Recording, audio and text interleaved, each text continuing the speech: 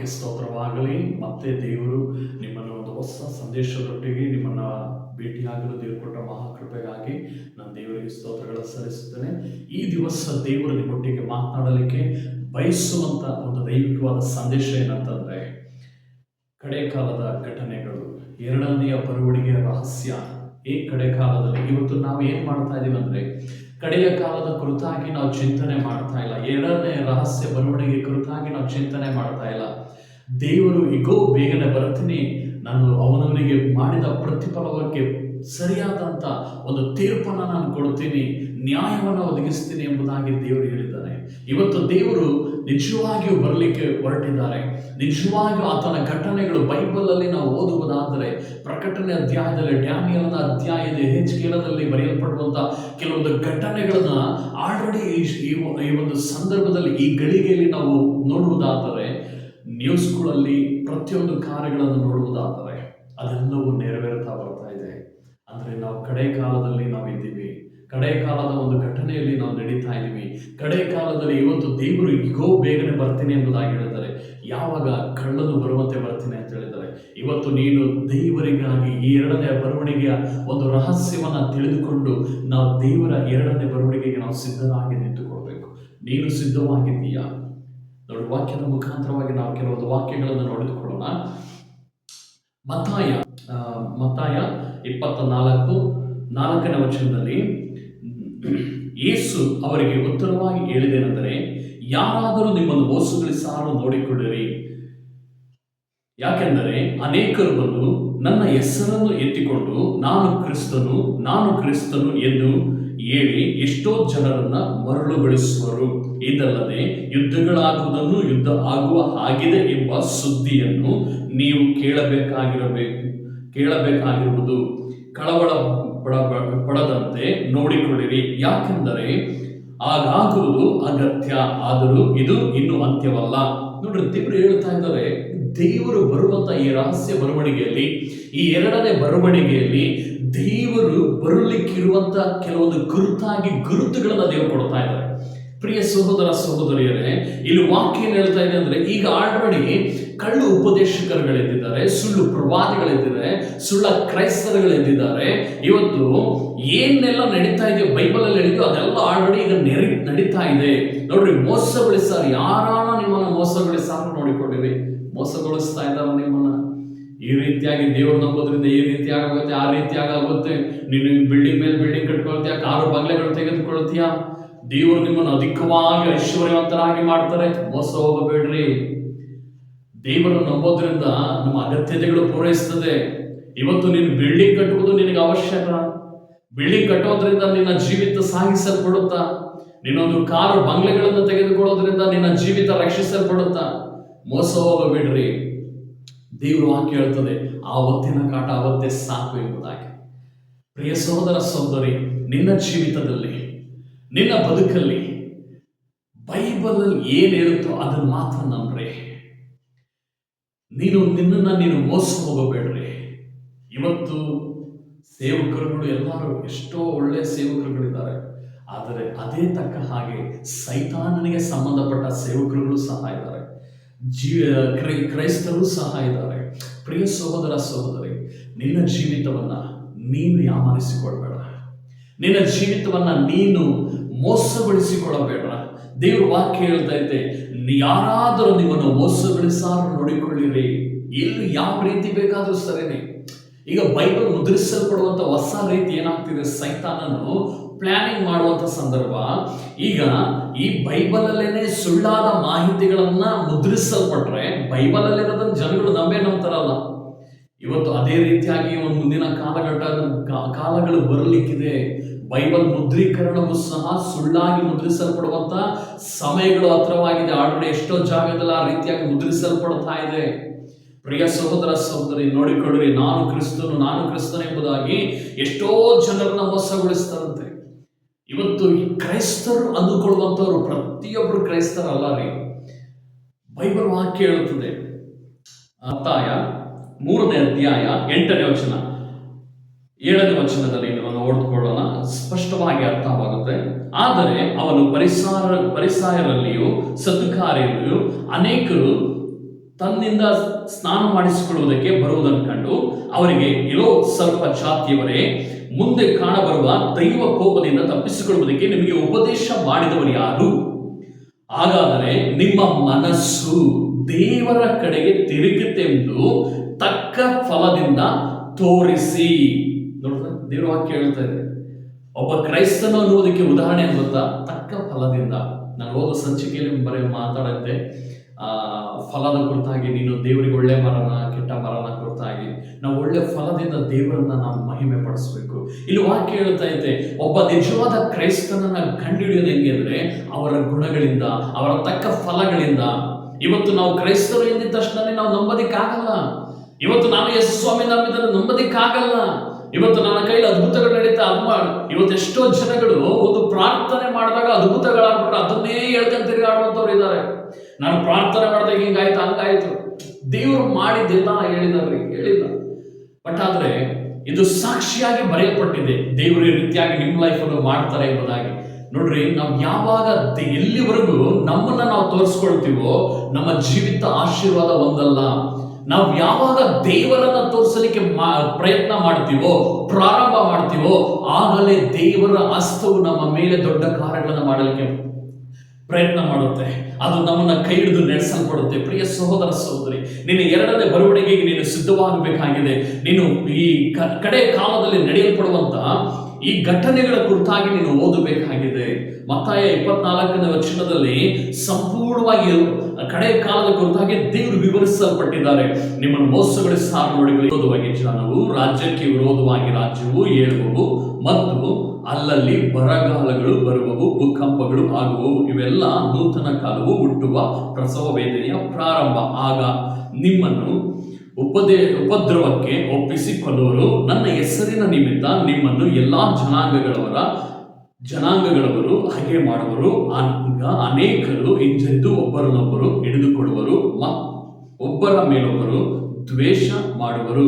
ಬಹುಮಂದಿ ಸುಳ್ಳು ಪ್ರವಾದಿಗಳು ಸಹ ಎದ್ದು ಅನೇಕರನ್ನು ಮೋಸಗೊಳಿಸುವರು. ಇದಲ್ಲದೆ ಅಧರ್ಮವು ಹೆಚ್ಚಾಗುವುದರಿಂದ ಬಹು ಜನರ ಪ್ರೀತಿಯು ತಣ್ಣಗಾಗುವುದು. ನೋಡಿದ್ರ ದೇವರ ವಾಕ್ಯ ಎಷ್ಟು ಸ್ಪಷ್ಟವಾಗಿ ಹೇಳ್ತಾ ಇದೆ ನೋಡ್ರಿ. ಇದರಲ್ಲಿ ನಾವು ಅರ್ಥ ಮಾಡ್ಕೊಳ್ಬೇಕು. ಈಗ ಜನಗಳು ನಡೀತಿರುವ ಘಟನೆಗೂ ಈ ಜನಗಳಿರುವಂಥದ್ದಕ್ಕೂ ಸಹ ಕರೆಕ್ಟ್ ಆದಂತ ಒಂದು ಈ ವಾಕ್ಯ ಹೋಲಿಕೆ ಆಗ್ತಾ ಇದೆ. ಪ್ರಿಯ ಸಹೋದರ ಸಹೋದರಿ, ನೋಡ್ರಿ, ರಾಜ್ಯಕ್ಕೆ ವಿರೋಧವಾಗಿ ರಾಜ್ಯವು ಅಲ್ಲಿ ಹೇಳಲ್ಪಡುತ್ತದೆ, ಜನಕ್ಕೆ ವಿರೋಧವಾಗಿ ಜನಗಳು ಹೇಳಲ್ಪಡುತ್ತದೆ, ಬರಗಾಲಗಳು ಉಂಟಾಗ್ತದೆ, ಭೂಕಂಪಗಳು ಉಂಟಾಗ್ತದೆ. ಈಗಾಗುವುದು ಅಗತ್ಯ. ಇದು ಅಂತ್ಯಕಾಲವಲ್ಲ, ಇದು ನಡೆಯಲಿಕ್ಕೆ ಅಂತ್ಯಕಾಲ ಬರ್ತಾ ಇದೆ ಅನ್ನುವುದಕ್ಕೆ ಇದೊಂದು ಗುರುತಾಗಿದೆ. ಪ್ರಿಯ ಸಹೋದರ ಸಹೋದರಿ, ನಿನ್ನ ಜೀವಿತದಲ್ಲಿ ನೀನು ಎರಡನೇ ಬರವಣಿಗೆಗೆ ಸಿದ್ಧರಾಗಬೇಕಾಗಿದೆ. ಇವತ್ತು ಯಾಮಾರೋದಕ್ಕೆ ಹೋಗಬೇಡ್ರಿ. ಏನೋ ಯೇಸು ಸ್ವಾಮಿ ನಮ್ಮ ಜೊತೆಯಲ್ಲಿ ಇರ್ತಾನೆ ಅನ್ನುವಂಥದ್ದೇ ನಾವು ಯಾಮಾರುವಂಥದ್ದಾಗಿದೆ. ನಾವು ಪಾಪ ಮಾಡುವಾಗ ದೇವರು ನಮ್ಮ ಜೊತೆಯಲ್ಲಿ ಇರ್ತಾನ. ನಾವು ಡ್ರಿಂಕ್ಸ್ ಮಾಡಬೇಕಾದಾಗ ದೇವ್ರ ಜೊತೆ ಇರ್ತಾನ. ಸುಳ್ಳನ್ನ ಹೇಳ್ಬೇಕಾದಾಗ ಜೊತೆಯಲ್ಲಿ ಇರ್ತಾನ. ಇನ್ನೊಬ್ಬರನ್ನ ಬೈಬೇಕಾದಾಗ ಜೊತೆ ಇರ್ತಾನ.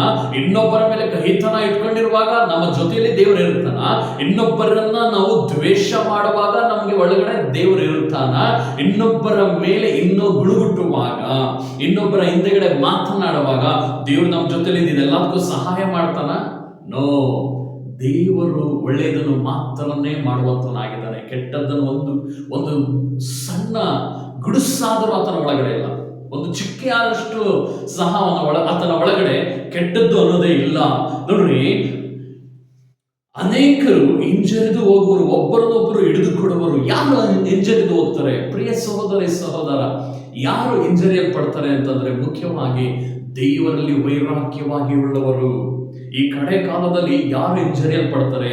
ವೈರಾಗ್ಯವುಳ್ಳವರು, ದೇವರಲ್ಲಿ ಬಲವಾಗಿರುವಂತವರು, ಬೆಂಕಿಯಾಗಿರುವಂತವರು, ಫೈರ್ ಆಗಿ ಪ್ರಾರ್ಥನೆ ಮಾಡುವಂತವರು, ದೇವರ ನಂಬಿಕೆಯಲ್ಲಿ ಬಲವಾಗಿದ್ದಂಥವರು, ಸೇವೆಯಲ್ಲಿ ಬಲವಾಗಿ ನಡೆಯಲ್ಪಡುತ್ತಿರುವಂತವರು. ಕಷ್ಟಗಳು ಉಪದ್ರವಗಳು ಬಂದಾಗ ಹಿಂಜರಿಯಲ್ಪಡುವಂತ ಜನಾಂಗದವರು ಇವರು. ಒಬ್ಬರನ್ನೊಬ್ಬರು ಹಿಡಿದುಕೊಡುವವರು. ಹಿಂಜರಿಯೋದು ಮಾತ್ರ ಅಲ್ಲ, ಅವರನ್ನ ತಪ್ಪಿಸಿಕೊಳ್ಳುವುದಕ್ಕೆ ತನ್ನ ಜೊತೆಲಿರುವಂತವರನ್ನ ಹಿಡಿದುಕೊಡುವಂತ ಸಾಧ್ಯತೆಯೂ ಸಹ ಆಗ್ತದೆ. ಒಬ್ಬರ ಮೇಲೆ ಒಬ್ಬ ದ್ವೇಷಗಳು ಹುಟ್ಟುತ್ತದೆ. ಈಗ ಆಗ್ತಾ ಇದೆಯಲ್ಲ, ಒಬ್ಬರ ಮೇಲೆ ಒಬ್ಬರು ದ್ವೇಷಗಳು, ಒಬ್ಬರನ್ನ ಕಂಡ್ರೆ ಒಬ್ಬರನ್ನ ಆಗಲ್ಲ, ದ್ವೇಷ. ಹೊಟ್ಟೆ ಕಿಚ್ಚುಗಳು ಪ್ರಾರಂಭ ಆಗ್ತಿದೆಯಲ್ಲ, ನೋಡ್ತಾ ಇದ್ದೀರಾ. ಕಾರಣ ಏನು?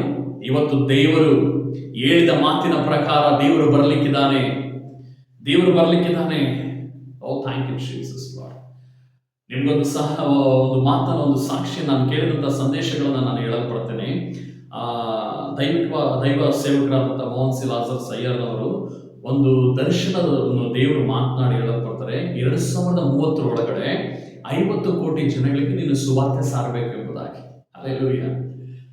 ದೇವರು ವಾಕ್ಯ ಹೇಳಲ್ಪಡ್ತಾರೆ, ಎಷ್ಟು ಕೋಟಿ ಜನಗಳಿಗೆ ನೀನು ಸುವಾರ್ತೆ ಸಾರಬೇಕು 2030ರಲ್ಲಿ. ಅಂದ್ರೆ ಒಳಗಡೆ ಏನ್ ಬೇಕಾದ್ರೂ ಆಗ್ಬೋದು, ದೇವರು ಹೇಳಿದ್ದಾರೆ. ಅಷ್ಟು ಮಾತ್ರ ಅಲ್ಲ, ಪ್ರಾಫಿಟಿಕ್ ಬಜೇಂದರ್ ಸಿಂಗ್ ಅಂತ ಅಂದ್ಬಿಟ್ಟು ಅವರು ಒಳಗಡೆ ದೇವರು ಮಾತಾಡೋ ಮಾತು ಹೇಳಿದ್ದಾರೆ, 2030 ದೇವರು ಯಾವಾಗ ಬೇಕಾದ್ರೂ ಬರ್ಬೋದು ಎಂಬುದಾಗಿ. ಪ್ರಿಯ ಸಹೋದರ ಸಹೋದರಿ, ದೇವರು ವಾಕ್ಯ ಹೇಳಿದೆ, ಕಳ್ಳನು ಬರುವಂತೆ ನಾನು ಬರ್ತೀನಿ ಎಂಬುದಾಗಿ. ಕಳ್ಳನು ಹೇಳಿ ಕೇಳಿ ಬರೋದಿಲ್ಲ. ನಾನು ಇವತ್ತು ನಿನ್ನ ಮನೆಗೆ ಕನ್ನ ಹಾಕೋದಕ್ಕೆ ಬರ್ತಾ ಇದ್ದೀನಿ, ರೆಡಿ ಆಗಿರ್ರಿ, ನಾನು ನಿಮ್ಮನ್ನು ಮನೇಲಿರೋದೆಲ್ಲ ದೋಚ್ಕೊಂಡು ಹೋಗ್ತೀನಿ, ನಿಮ್ಮನ್ನು ಕಣ್ತಪ್ಪಿಸಿ ಹೋಗ್ತೀನಿ ಅಂತ ಏನು ಹೇಳಲ್ಲ. ಕಳ್ಳನು ಬರುವಂತ ಮಧ್ಯರಾತ್ರಿಯಲ್ಲಿ ಬರ್ತಾನೆ, ಯಾರಿಗೂ ತಿಳಿದಲೇ ಬರ್ತಾನೆ. ಇವತ್ತು ಆಗ ಕಾಲದಲ್ಲಿ ರಾತ್ರಿ ಹೊತ್ತೆಲ್ಲ ಮಲಗಿದಾಗ ಕಳ್ಳರು ಬರ್ತಾ ಇದ್ರು, ಆದ್ರೆ ಈಗ ಬೆಳಗ್ಗೆ ಹೊತ್ತು ಸಹ ಕಳ್ಳರಾಗ್ತಾ ಇದ್ರು. ಅಂದ್ರೆ ಏನ್ ಅರ್ಥ? ದೇವರು ಬೆಳಗ್ಗೆ ಹೊತ್ತು ಬರ್ಬೋದು, ರಾತ್ರಿ ಹೊತ್ತು ಬರ್ಬೋದು, ಯಾವಾಗ ಬೇಕಾದ್ರೂ ಬರ್ಬೋದು, ಸಂಜೆ ಹೊತ್ತು ಬರ್ಬೋದು, ಇಲ್ಲ ಬೆಳಗಿನ ಜಾವದತ್ತು ಬರ್ಬೋದು. ಪ್ರಾರ್ಥನೆ ಮಾಡದೆ ಮುಂಜಾನೆಯಲ್ಲಿ ಮಲಗಿರುವಂತ ಜನಗಳೇ ಎಚ್ಚರವಾಗಿರ್ರಿ. ನಿನ್ನ ಜೀವಿತವು ದೇವರ 2ನೇ ಬರವಣಿಗೆಗೆ ಸಿದ್ಧರಾಗಿ ಮಾಡ್ಕೊಳ್ರಿ. ಇಲ್ಲವಾದಲ್ಲಿ ನಿನ್ನ ಕೈ ಬಿಡಲ್ಪಡ್ತೀಯಾ. ಇವತ್ತು ವಾಕ್ಯ ಹೇಳ್ತಾ ಇದೆ ನೋಡ್ರಿ, ಆದರೆ ಕಡೆಯವರೆಗೂ ತಾಳುವವನು ರಕ್ಷಣೆ ಹೊಂದುವನು. ನೀನು ಯಾವಾಗ ನೀನು ಬರುವಂತ ಸಂಕಷ್ಟಗಳು, ವೇದನೆಗಳು, ಕಷ್ಟಗಳು, ಕಣ್ಣೀರುಗಳು, ನಿನಗೆ ಅವಮಾನಗಳು, ಏನೆಲ್ಲ ಕಷ್ಟಗಳು ಬರ್ತದೋ ಇದನ್ನೆಲ್ಲ ತಾಳಿಕೊಳ್ಳುವಾಗ ದೇವರ ರಹಸ್ಯ ಬರವಣಿಗೆಯಲ್ಲಿ ಎತ್ತಲ್ಪಡ್ತೀಯ, ರಕ್ಷಣೆ ಹೊಂದ್ತೀಯ. ನೋಡ್ರಿ, ಅದಾದ್ಮೇಲೆ ಕಡೆಯ ಕಾಲ ಹೀಗೆ ಇನ್ನೊಂದು ಮಾತು ಹೇಳುತ್ತದೆ, ಇದಲ್ಲದೆ ಪರಲೋಕ ರಾಜ್ಯದ ಈ ಸುವಾರ್ತೆಯು ಸರ್ವಲೋಕದಲ್ಲಿ ಎಲ್ಲಾ ಜನಾಂಗಗಳಿಗೆ ಸಾಕ್ಷಿಯಾಗಿ ಸಾರಲಾಗುವುದು, ಆಗ ಅಂತ್ಯ ಬರುತ್ತದೆ. ನೋಡಿದ್ರ, ಬೈಬಲ್ ಸ್ಪಷ್ಟವಾಗಿ ಹೇಳ್ತಾ ಇದೆ. ಮತ್ತಾಯ 24:13 ವಚನ 14ನೇ ವಚನದಲ್ಲಿ ದೇವರು ಸ್ಪಷ್ಟವಾಗಿ ಹೇಳ್ತದೆ, ಸರ್ವಲೋಕದಲ್ಲಿರುವಂತ ಎಲ್ಲಾ ಜನಾಂಗಗಳಿಗೆ ಸಾಕ್ಷಿಯಾಗಿ ಸುವಾರ್ತೆಗಳು ಸಾರಲ್ಪಟ್ಟಾಗ ದೇವರು ಬರ್ತಾನೆ. ಇನ್ನು ಸಾರ್ತಾ ಇದೆ. ಎಷ್ಟೋ ಜನಗಳು ಬಾಕಿ ಇದ್ದಾರೆ, ದೇವರ ಬಗ್ಗೆ ಗೊತ್ತಿಲ್ಲದೆ ಇರುವಂತ ಹಳ್ಳಿ ಪಳ್ಳಿಗಳಲ್ಲಿ, ಕಾಡುಗಳಲ್ಲಿ ಎಷ್ಟೋ ಜನ ಇದ್ದಾರೆ, ತಾಂಡಗಳಲ್ಲಿ ಎಷ್ಟೋ ಜನ ಇದ್ದಾರೆ, ಮರೆಯಾಗಿ ಎಷ್ಟೋ ಜನಗಳಿದೆ. ಅವ್ರಿಗೆಲ್ಲರಿಗೂ ಸುವಾರ್ತೆ ಸಾರಲ್ಪಡಬೇಕು. ದೇವರ ಸುವಾರ್ತೆಗಳು ಯಾರಿಗೂ ಸಾರದಲ್ಲೇ ಯಾರು ನಾಶವಾಗಬಾರದು. ದೇವರ ಸುವಾರ್ತೆ ಸಾರಬಿಡಬೇಕು. ಅವ್ರು ನಂಬೋದು ಬಿಡೋದು ಸೆಕೆಂಡ್ರಿ. ಪ್ರಿಯ ಸಹೋದರ ಸಹೋದರಿ, ಇವತ್ತು ದೇವರು ಬರ್ತಾನೆ ಎಂಬುದಾಗಿ ಒಂದು ಸತ್ಯವನ್ನ ಅವರು ತಿಳಿದುಕೊಂಡವ್ರೆ ಸಾಕು. ಅವ್ರ ನಂತರ ಬಿಡ್ತಾರೋ ಅದು ದೇವರು ಬಿಟ್ಟಿದ್ದು, ಅವ್ರಿಗೆ ಬಿಟ್ಟಿದ್ದು.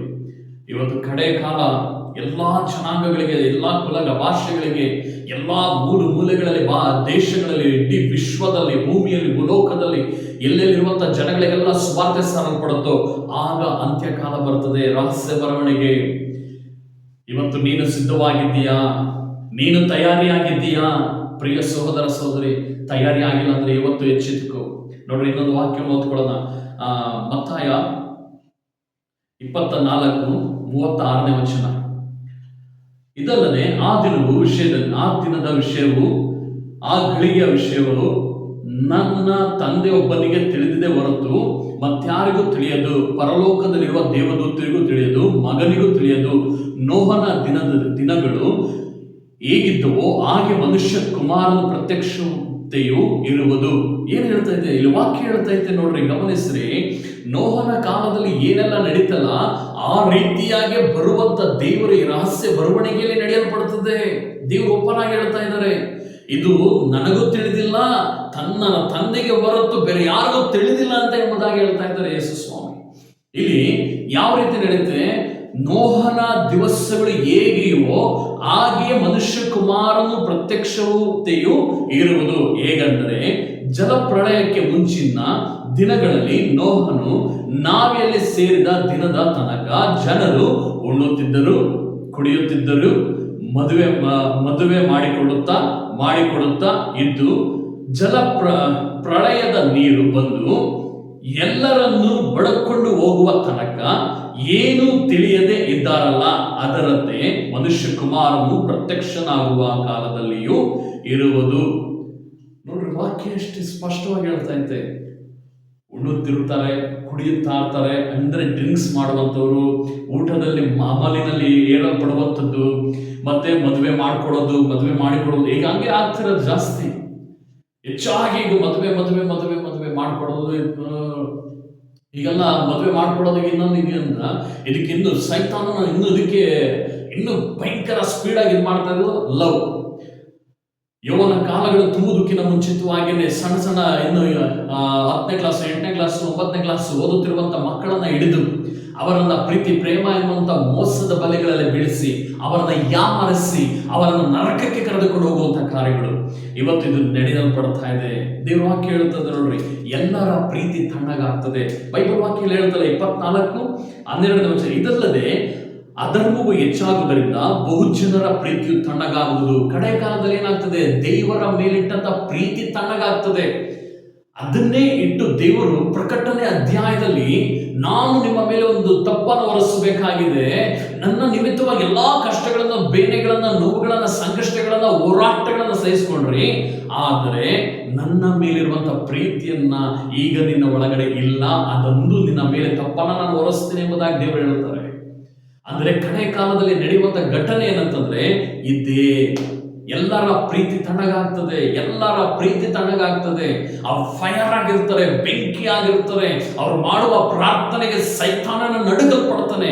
ಆದರೆ ಕಡೆಯ ಕಾಲದಲ್ಲಿ ಅಂಥವರು ಕೆಳಗೆ ಬೀಳಲ್ಪಡ್ತಾರೆ.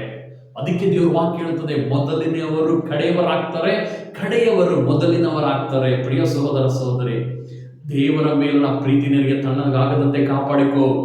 ಯಾವ ಗಳಿಗೆ ಯಾವ ಸಂದರ್ಭದಲ್ಲಿ ಯೇಸು ಕ್ರಿಸ್ತನ ಬರ್ತಾನೆ ಎಂಬುದಾಗಿ ನಿನಗೆ ತಿಳಿಯದು. ನೀನು ಎಚ್ಚೆತ್ತುಕೊಳ್ಳುವುದಾದರೆ ನಿನ್ನ ಜೀವಿತವು ರಕ್ಷಿಸಲ್ಪಡುತ್ತದೆ. ನೀನು ಎಚ್ಚೆತ್ತುಕೊಳ್ಳುವುದು ಇಲ್ಲದೆ ಹೋದರೆ 7 ವರ್ಷ ಕಠಿಣವಾಗಿರುವಂತಹ ಕಾಲಘಟ್ಟಗಳಲ್ಲಿ ನೀನು ಸಿಲುಕಿಕೊಳ್ಳಬೇಕಾಗ್ತದೆ. ದೇವರು ರಹಸ್ಯ ಬರವಣಿಗೆ ಬರುವುದಕ್ಕೆ ಏನ್ ಕಾರಣ? ಈ 7 ವರ್ಷದಲ್ಲಿ ಬರುವಂತ ಒಂದು ವ್ಯಾಧಿಗಳಿಂದ, ಸಂಕಷ್ಟಗಳಿಂದ, ಹೋರಾಟಗಳಿಂದ ನಮ್ಮನ್ನು ತಪ್ಪಿಸಿಕೊಳ್ಳುವುದಕ್ಕಾಗಿ.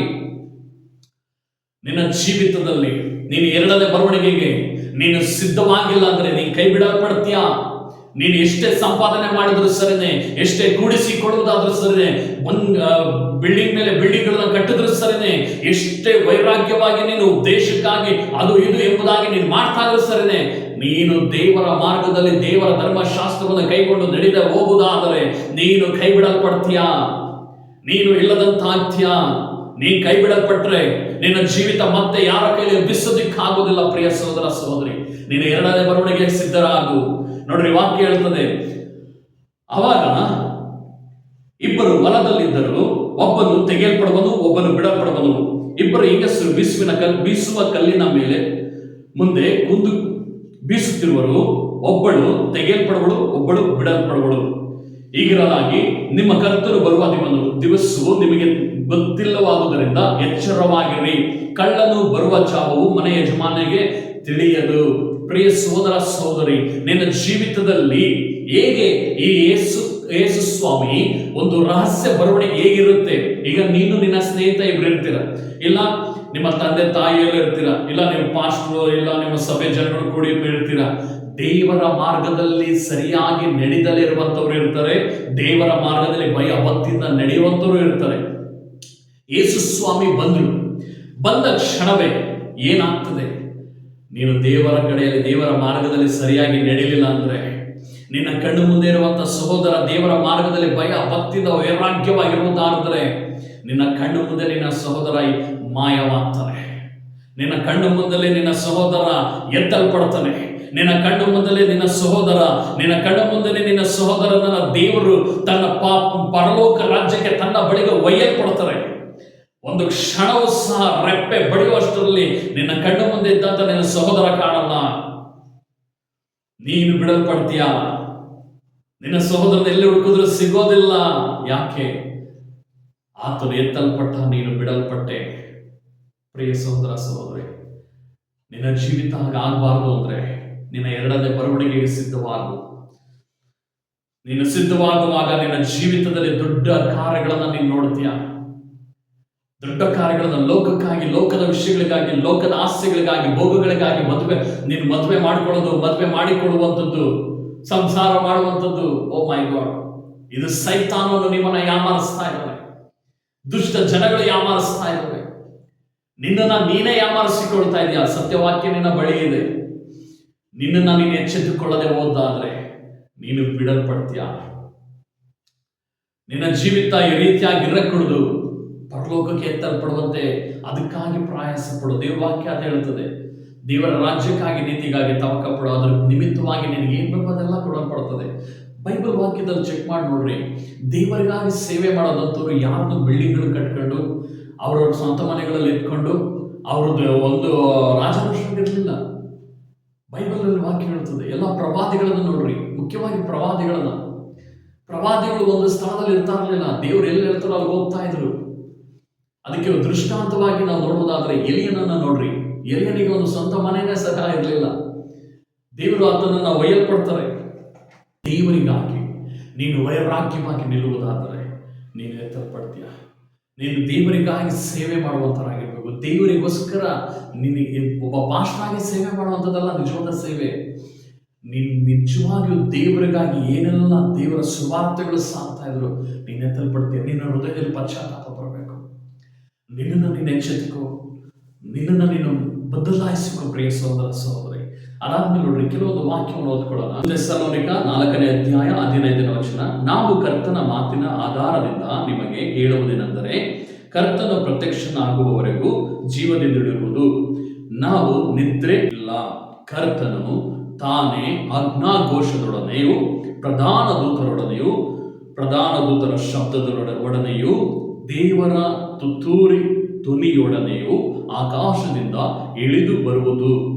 ಆಗ ಕ್ರಿಸ್ತನಲ್ಲಿರುವ ಸತ್ತವರು ಮೊದಲು ಎದ್ದು ಬರುವರು. ದೇವರಿಗಾಗಿ ಸತ್ತಂತವರು, ದೇವರಿಗೋಸ್ಕರ ಪ್ರಾಣ ಬಿಟ್ಟಂತವರು, ದೇವರಿಗೋಸ್ಕರ ಜೀವವನ್ನ ತ್ಯಾಗ ಮಾಡಿದಂಥವರು, ದೇವರಿಗೋಸ್ಕರ ತಮ್ಮ ಜೀವಿತವನ್ನೇ ಸವೆದಂಥವರು, ಅವರು ಮೊದಲು ಎತ್ತಲ್ಪಡ್ತಾರೆ. ನೋಡ್ರಿ, ಇಲ್ಲಿ ವಾಕ್ಯ ಕರ್ತನು ತಾನೇ ಆಜ್ಞಾಘೋಷದೊಡನೆ ಶಬ್ದ ತುತ್ತೂರಿಗಳು ಉದಲ್ಪಡುತ್ತದೆ. ಹಂಗಾದ್ರೆ ಎಲ್ಲರಿಗೂ ಗೊತ್ತಾಗುತ್ತೆ ದೇವ್ರು ಬರೋದು? ನೋ, ಇಲ್ಲ, ಎಲ್ಲರಿಗೂ ಗೊತ್ತಾಗೋದಿಲ್ಲ. ಪ್ರಿಯ ಸಹೋದರ ಸಹೋದರಿ, ಈ ಶಬ್ದ ಯಾರಿಗೆ ಕೇಳಿಸಲ್ಪಡುತ್ತೆ ಅಂದ್ರೆ ದೇವರಿಗೋಸ್ಕರ ಕಾಯುವಂತವರು, ದೇವರ ಬರುವಳಿಗೆಯನ್ನ ಕಾಯುವಂತವರು, ದೇವರ ಮಾರ್ಗದಲ್ಲಿ ಭಯ ಭಕ್ತಿಯಿಂದ ನಡೆಯುವಂತವರು, ಪಾಪಗಳನ್ನ ಬಿಟ್ಟು ಎಲ್ಲಾ ಶಾಪಗಳನ್ನ ದೂರ ಆಗಿ ದೇವರ ಮಾರ್ಗದಲ್ಲಿ ಬೈಬಲ್ ಪ್ರಕಾರವಾಗಿ ಜೀವಿಸುವಂತ ವ್ಯಕ್ತಿಗಳಿಗೆ, ಪವಿತ್ರಾತ್ಮನಿಂದ ನಡೆಸಲ್ಪಡುವಂತವರಿಗೆ ದೇವರು ಈ ಒಂದು ಶಬ್ದವನ್ನ ಕೇಳುವಂತೆ ಮಾಡ್ತಾರೆ. ಅಂತವರು ಕ್ಷಣ ಮಾತ್ರದಲ್ಲಿ ಒಯ್ಯಲ್ಪಡ್ತಾರೆ. ಸತ್ತವರು ಮೊದಲು ಎತ್ತಲ್ಪಡ್ತಾರೆ. ಅನಂತರ ಆ ಮೇಲೆ ಜೀವದಿಂದುಳಿದಿರುವ ನಾವು ಅಂತರಿಕ್ಷದಲ್ಲಿ ಕರ್ತನನ್ನು ಎದುರುಗೊಳ್ಳುವುದಕ್ಕಾಗಿ ಅವರ ಸಂಗಡಲೇ ಮೇಘ ವಾಹನರಾಗಿ ಪಕ್ಕನೆ ಒಯ್ಯಲ್ಪಡಬೇಕು. ನೋಡಿದ್ರ, ದೇವ್ರ ವಾಕ್ಯ ಹೇಳ್ತಾ ಐತೆ, ಮೊದಲು ಸತ್ತಂತವರು ಎದ್ದ ನಂತರ ಆಮೇಲೆ ಬದುಕಿರುವಂತವರು, ಜೀವದಿಂದ ಇರುವಂತವರನ್ನ ದೇವರು ಪಕ್ಕನೆ ಒಯ್ಯಲ್ಪಡ್ತಾನೆ. ಈ ಶಬ್ದವು ಸತ್ತಂತವರಿಗೆ ದೇವರೇ ಬಿಸಲ್ಪಡ್ತಾರೆ. ಆದ್ರೆ ಬದುಕಿರುವಂತವರಿಗೆ ದೇವರನ್ನ ಯಾರು ಎದುರು ನೋಡ್ತಾ ಇರ್ತಾರೋ ಅವರಿಗೆ ಮಾತ್ರವೇ ಈ ಒಂದು ಕಾರ್ಯಗಳು ಉಂಟಾಗುತ್ತದೆ. ಈ ಶಬ್ದ ಕೇಳಿಸಲ್ಪಡ್ತದೆ. ಪ್ರಿಯ ಸಹೋದರ ಸಹೋದರಿ, ಯಾಮಾರಕ್ಕೆ ಹೋಗ್ಬೇಡ. ನಿನ್ನ ಜೀವಿತವನ್ನ ಸಿದ್ಧ ಮಾಡಿಕೋ. ದೇವರು ಯಾವಾಗ ಬರ್ತಾನೋ ಗೊತ್ತಿಲ್ಲ. ನಿನ್ನ ಜೀವಿತವು ಸಿದ್ಧವಾಗುವಾಗ ದೇವರು ನಿನಗೋಸ್ಕರ ಎತ್ತಲ್ಪಡುವ ಹಾಗೆ ದೇವರು ಮಾಡ್ತಾನೆ. ಇವತ್ತು ವಾಕ್ಯವನ್ನು ಅರ್ಥ ಮಾಡಿಕೊಳ್ಳ್ರಿ. ಈ ಶಬ್ದ ಎಲ್ಲರಿಗೂ ಕೇಳಿಸೋದಿಲ್ಲ. ದೇವರನ್ನ ನಂಬಿ ದೇವರ ಮಾರ್ಗದಲ್ಲಿ ಭಯ ಭಕ್ತಿಯಿಂದ ಇರುವಂತವರು, ಕಪಟವಾಗಿ ಬದುಕುವಂತವರು, ಮೋಸದಿಂದ ಬದುಕುವಂತವರು, ಹಿಂದೆ ಮುಂದೆ ಮಾತನಾಡುವಂತವರು, ಗರ್ವದಲ್ಲಿ ಬದುಕುವಂತವರು, ಅಹಂಕಾರದಲ್ಲಿ ಇರುವಂತವರು, ಮನುಷ್ಯರನ್ನ ಮೆಚ್ಚಿಸಿ ನಡೆಯುವಂತವರು, ಸೈತಾನನ ಮಾರ್ಗದಲ್ಲಿ ಸೈತಾನನ ಬೋಧನೆಗಳಿಗೆ ಒಳಗಾಗಿ ನಡೆಯುವಂತವರು, ಇವರು ಯಾರಿಗೂ ಶಬ್ದ ಕೇಳಿಸುವುದಿಲ್ಲ. ಏಡಿಗಳು, ನಂಬಿಕೆ ಇಲ್ಲದವರು, ಮಾಟಗಾರರು, ದೇವರಿಗೆ ಅಸಹ್ಯವಾದದರಲ್ಲಿ ಒಳಗಾದಂಥವರು, ಇವರು ಯಾರಿಗೂ ಈ ಶಬ್ದವು ಕೇಳಿಸುವುದಿಲ್ಲ. ದೇವರಿಗಾಗಿ ವೈರಾಗ್ಯವಾಗಿ ಉಳ್ಳಂತವರು, ದೇವರನ್ನ ಒಂದು ರಹಸ್ಯ ಬರವಣಿಗೆ, ಎರಡನೇ ಬರವಣಿಗೆಗೆ ಕಾಯಿ ಕುಂತಿರುವಂತವರು, ಇಂಥವರು ಈ ಒಂದು ಕಾಲದಲ್ಲಿ, ಈ ಒಂದು ದೇವರು ಬರುವ ದಿವಸದಲ್ಲಿ ಅವರು ಶಬ್ದವು ಕೇಳಲ್ಪಟ್ಟು ಪಕ್ಕನೆ ಒಯ್ಯಲ್ಪಡ್ತಾರೆ. ವಾಕ್ಯ ಹೇಳುತ್ತಲ್ಲ, ಬೈಬಲಲ್ಲಿ ಒಬ್ಬನು ಇಬ್ಬರು ಹೆಂಗಸರು ಬೀಸುವ ಕಲ್ಲಿನ ಮೇಲೆ ಕೂತ್ಕೊಂಡು ಕಲ್ಲುಗಳನ್ನು ಬೀಸುತ್ತಿರುವಾಗ ಒಬ್ಬಳು ಎತ್ತಲ್ಪಡ್ತಾಳೆ, ಒಬ್ಬಳು ಬಿಡಲ್ಪಡ್ತಾಳೆ. ಈ ವಾಕ್ಯವಾಗಿದೆ, ಎತ್ತಲ್ಪಡ್ತದೆ. ಪ್ರಿಯ ಸಹೋದರ ಸಹೋದರಿ, ನೀನು ಎರಡನೇ ಬರುವಣಿಗೆ ಸಿದ್ಧವಾಗಿದೆಯಾ? ನಿನ್ನ ಜೀವಿತ ಸಿದ್ಧವಾಗಿದೆಯಾ? ನಿನ್ನ ಭವಿಷ್ಯ ಸಿದ್ಧವಾಗಿದೆಯಾ? ಇಲ್ಲ ಲೋಕಕ್ಕಾಗಿ, ಲೋಕದ ವಿಷಯಗಳಿಗಾಗಿ, ಕುಟುಂಬಕ್ಕಾಗಿ, ಜಂಜಾಟಗಳಿಗಾಗಿ ಸಾಲ ಮಾಡಿಕೊಂಡು ವೇದನೆ ಪಡ್ಕೊಂಡು ಅವ್ರ ಮಾತು ಇವ್ರ ಮಾತನ್ನ ಕೇಳಿಕೊಂಡು ನಿನ್ನ ಜೀವಿತ, ನಿನ್ನ ಆತ್ಮಿಕ ಜೀವಿತವನ್ನು ಹಾಳು ಮಾಡಿಕೊಳ್ತಾ ಇದೆಯಾ? ಓ ಮೈ ಗಾಡ್. ಪ್ರಿಯ ಸಹೋದರ ಸಹೋದರಿ, ನಿನ್ನ ಜೀವಿತವನ್ನು ನೀನು ಸರಿಯಾಗಿ ನೋಡಿಕೊ. ನಿನ್ನ ಆತ್ಮಿಕ ಜೀವಿತದ ಕುರಿತಾಗಿ ಜವಾಬ್ದಾರಿ ವಹಿಸಿಕೊ. ಈ ಶರೀರ ಮಣ್ಣಲ್ಲಿ ಮಣ್ಣಾಗಿ ಹೋಗ್ಬಿಡ್ತದೆ. ಆತ್ಮ ಬಹಳ ಮುಖ್ಯ. ನಿನ್ನನ್ನು ನೀನು ಸಿದ್ಧ ಮಾಡಿಕೊ, ನಿನ್ನನ್ನು ನೀನು ಬಲಪಡಿಸಿಕೊ. ನಿನ್ನ ಜೀವಿತದಲ್ಲಿ ದೊಡ್ಡ ಕಾರ್ಯಗಳನ್ನು ದೇವರು ಮಾಡಲಿಕ್ಕಿದ್ದಾರೆ. ನಿನ್ನ ಎರಡನೇ ಬರವಣಿಗೆಗೆ ಸಿದ್ಧವಾಗು. ದೇವರು ನಿನ್ನ ಎಲ್ಲಾ ವಿಷಯಗಳಲ್ಲೂ ದೇವರು ಬದಲಾವಣೆಗಳನ್ನು ತರ್ತಾನೆ. ದುರಾಸೆಗಳು ಹೆಚ್ಚಲ್ಪಡ್ತದೆ. ನನಗೆ ನನಗೆ ನನಗೆ ಬೇಕು, ನನಗೆ ಬೇಕು, ಎಲ್ಲ ನನಗೆ ಬೇಕು ಎಂಬುದಾಗಿ ಆ ದುರಾಸೆಗಳು ಮತ್ತೆ ಗೇಲಿ ಮಾಡುವಂಥವರು ಎಬ್ಬಿಸಲ್ಪಡ್ತಾರೆ. ಅದಕ್ಕೆಲ್ಲ ನೀನು ತಲೆ ಕೆಡಿಸ್ಕೊಂಡು ನಿನ್ನ ಅವಮಾನಗಳಾಗ್ತದೆ, ನಿನ್ನ ಕೈ ಬಿಡಲ್ಪಟ್ಟ ಪರಿಸ್ಥಿತಿ ಇದೆ. ಟೆನ್ಷನ್ ಮಾಡ್ಕೋಬೇಡ, ದೇವರಿಗೆ ನಿನ್ನನ್ನು ಒಪ್ಪಿಸಿಕೊಡು. ಅದಾದ್ಮೇಲೆ ನೋಡ್ರಿ 8ನೇ ವಚನದಲ್ಲಿ, ಇವರ ದೃಷ್ಟಿಯಲ್ಲಿ ಒಂದು ದಿನವು 1000 ದಿನಗಳಂತೆ, ಅದೇ 1000 ವರ್ಷಗಳು ಒಂದು ದಿನದಂತೆ. ದೇವರು ವಾಕ್ಯ ಹೇಳ್ತೈತೆ. ಹಲ್ಲೆಲೂಯಾ. ಕಡೆ ಕಾಲದಲ್ಲಿ ನಾವು ಬಂದು ನಿಲ್ತಾ ಇದ್ದೀವಿ. ಯಾವನಾದರೂ ನಾಶವಾಗುವುದರಲ್ಲಿ ಆತನು ಇಷ್ಟಪಡದೆ ಎಲ್ಲರೂ ತನ್ನ ಕಡೆ ತಿರುಗಿಕೊಳ್ಳಬೇಕೆಂದು ಅಪೇಕ್ಷಿಸುವವನಾಗಿದ್ದು ನಿಮ್ಮ ವಿಷಯದಲ್ಲಿ ದೀರ್ಘ ಶಾಂತವುಳ್ಳವನಾಗಿದ್ದಾನೆ. ಆದರೂ ಕರ್ತನ ದಿನವು ಕಳ್ಳನು ಬರುವಂತೆ ಬರುತ್ತದೆ. ನೋಡ್ರಿ, ವಾಕ್ಯಲ್ಲಿ ಹೇಳ್ತಾ ಐತೆ ದೇವರು ಕಳ್ಳನು ಬರುವಂತೆ. ಈಗ ಯಾಕೆ ಇಷ್ಟೊತ್ತಾದ್ರೂ ದೇವ್ರು ಬಂದಿಲ್ಲ ಅಂತಂದ್ರೆ, ಈಗ ದೇವ್ರು ಬಂದ್ರೆ ಇವತ್ತು ನಾವು ನೀವು ಎಲ್ಲ ಎತ್ತಲ್ಪಡ್ತೀವ? ಯೋಚನೆ ಮಾಡಿ ನೋಡ್ರಿ. ಇವತ್ತು ರಾತ್ರಿನೇ ಬಂದ್ರೆ, ಇಲ್ಲ ಈ ಕ್ಷಣನೇ ಬಂದ್ರೆ ನೀವು ಎತ್ತಲ್ಪಡ್ತೀರಾ? ನಿಮ್ಮ ಜೀವಿತ ಎತ್ತಲ್ಪಡುತ್ತಾ? ನೀವು ಪರಲೋಕಕ್ಕೆ ಒಯ್ಯಲ್ಪಡ್ತೀರಾ? ದೇವರು ಅದಕ್ಕಾಗಿನೇ ಎಷ್ಟೋ ಜನಗಳು ಬಿಡಲ್ಪಡ್ತಾರೆ. ಸ್ವಲ್ಪ ಮಂದಿ ಮಾತ್ರ ಎತ್ತಲ್ಪಡ್ತಾರೆ. ಸ್ವಲ್ಪ ಮಂದಿ 100ರಲ್ಲಿ 10 ಭಾಗ ಮಾತ್ರ ಎತ್ತಲ್ಪಡ್ತಾರೆ. 90 ಮಂದಿ ನರಕಕ್ಕೆ ದೊಬ್ಬಲ್ಪಡ್ತಾರೆ. ಅದಕ್ಕಾಗಿನೇ ದೀರ್ಘ ಶಾಂತನಾಗಿದ್ದಾನೆ. ಪ್ರಿಯ ಸಹೋದರ ಸಹೋದರಿ, ಯಾರಿಗೋಸ್ಕರ? ನಿನಗೋಸ್ಕರ ದೀರ್ಘ ಶಾಂತನಾಗಿದ್ದಾನೆ. ನೀನು ಮನ ತಿರುಗುವುದಕ್ಕೋಸ್ಕರ ದೀರ್ಘ ಶಾಂತನಾಗಿದ್ದಾನೆ.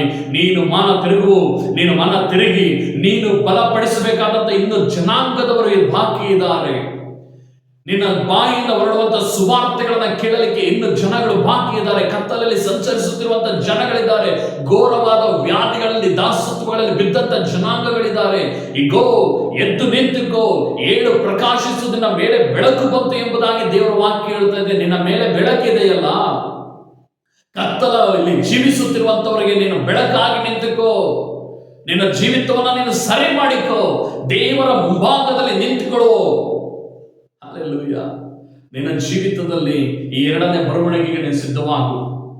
ದೇವರು ನಿಮ್ಮನ್ನು ಆಶೀರ್ವದಿಸಲಿ. ಮುಂದಿನ ಭಾಗದಲ್ಲಿ ಈ 2ನೇ ಬರವಣಿಗೆ ಆದ ನಂತರ ಏನ್ ನಡೆಯಲಿಕ್ಕಿದೆ, ಯಾವ ರೀತಿ ಕಾರ್ಯಗಳಿದೆ, ಯಾವ ರೀತಿ ದಿನಗಳಿರುತ್ತವೆ, ಯಾವ ಕಾರ್ಯಗಳು ಉಂಟಾಗ್ತದೆ ಎಂಬುದಾಗಿ ದೇವರು ನಿಮ್ಮೊಟ್ಟಿಗೆ ಮಾತನಾಡಲಿಕ್ಕಿದ್ದಾನೆ. ಈ ಸಮಯದಲ್ಲಿ ಈ ವಾಕ್ಯವನ್ನು ನೀನು ಕೇಳಿ ನಿನ್ನನ್ನು ಸಿದ್ಧ ಮಾಡಿಕೊ. ಮೋಸ ಹೋಗ್ಬೇಡ್ರಿ. ಕಣ್ಣುಗಳನ್ನು ಮುಚ್ಚಿ ತಲೆಗಳನ್ನು ಬಾಗಿ ನಾವಿರುವ ಸ್ಥಳದಲ್ಲೇ ದೇವರಿಗೆ ನಮ್ಮನ್ನು ಒಪ್ಪಿಸಿಕೊಡೋಣ. ಪರಲೋಕದಲ್ಲಿರುವ ನಮ್ಮ ತಂದೆಯಾದ ದೇವರೇ, ನಿನ್ನ ಪರಿಶುದ್ಧ ನಾಮಕ್ಕಾಗಿ ಸ್ತೋತ್ರ. ನೀನು ಪರಿಶುದ್ಧನಾಗಿರುವ ಪ್ರಕಾರ ನಾವು ಪರಿಶುದ್ಧರಾಗಿರುವಂತೆ ದೇವರೇ, ನೀನು ನಿನ್ನ ತಂದೆಯ ಚಿತ್ತವನ್ನು ಹೇಗೆ ನೆರವೇರಿಸಿದ್ರು ಅದೇ ರೀತಿಯಾಗಿ ನಾವು ನಿಮ್ಮ ಚಿತ್ತದ ಪ್ರಕಾರವಾಗಿ ನಡೆದು ನೆರವೇರಿಸುವಂತೆ ಕೃಪೆ ಮಾಡು.